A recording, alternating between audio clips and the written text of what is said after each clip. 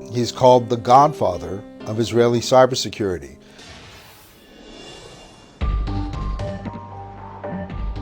We are vulnerable, dangerously vulnerable. We are very vulnerable. Almost everything in our life is controlled by computer.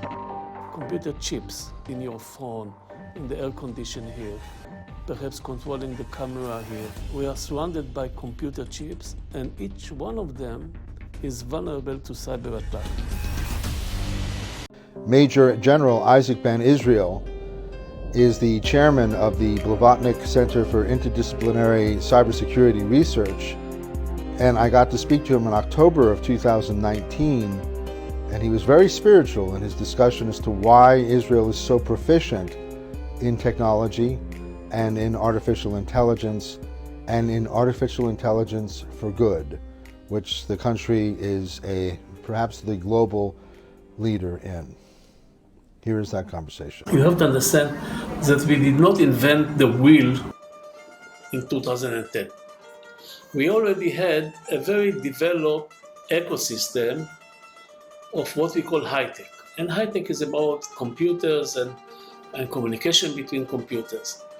And if you speak about cybersecurity, you need the same disciplines. You need to understand computers, communication between computers. So what we did is not creating a new ecosystem, but taking the already existing, highly developed high-tech ecosystem in 2010 and shifting it a little bit towards cybersecurity. We already had the human talent. We already had, and this we have for 70 years or so, the culture which encourages innovation, technology. I mean, since we were born in a war. Right.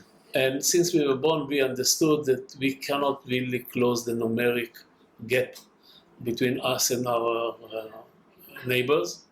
We are 6 million people here, 6 million Jews, Right. surrounded by something like 360 million Arabs. Right. The ratio is 1 to 60. We understood that we cannot close the numerical gap, and therefore the only way we can survive is by using science and technology, by using qualitative, what we call qualitative edge.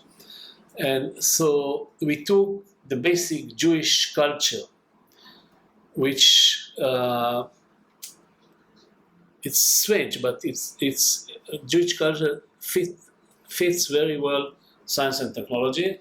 But the major characteristic of science is that you have to question every authority. I mean, even if Newton said it or Einstein said it, doesn't prove that it is a truth. And therefore, you have to question everything, and this is part of Jewish culture. And because of the history of creating the State of Israel, we used it and invested more in human talents and academic research than in any other field. I mean, we created here universities like the Hebrew University in Jerusalem or the Technion before we declared independence. It was not the other way around. And we took this Jewish culture, we took the strategy which prepared human talent because of this to deal with highly sophisticated technologies. And then we created this high-tech ecosystem. In 2010, we shifted it towards cybersecurity. 2019, today, I am again leading a task force appointed by the Prime Minister, trying to shift it again towards a new technology which looks like the core technology of the future, and this is artificial intelligence. All right, so AI is at the absolute forefront of cybersecurity, Yeah. right? What does the incubation scene look like in cybersecurity in Israel right now? Well, if you speak about incubating, it's very strange. A year ago,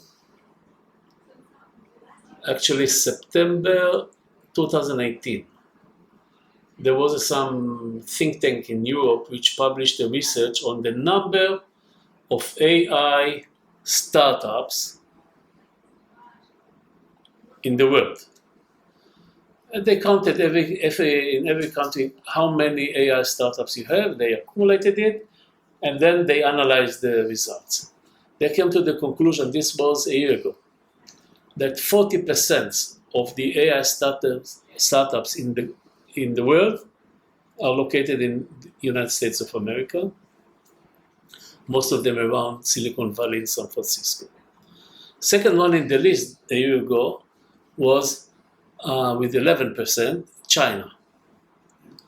Third one in the list with 10.5% of the global number of startups was Israel, more or less the same number of China, the same absolute numbers of startups like China, okay, which is something like 200 times bigger in terms of population than Israel. If you jump a year ahead to last September, still something like 40% of the global startups are in the States, still something like 10% are in China, the overall number is bigger, and we are now close to 20% of the global. So this is because, as I told you before, we chose to encourage those cultural characteristics of Jewish culture to use it because we had to survive here in a hostile environment.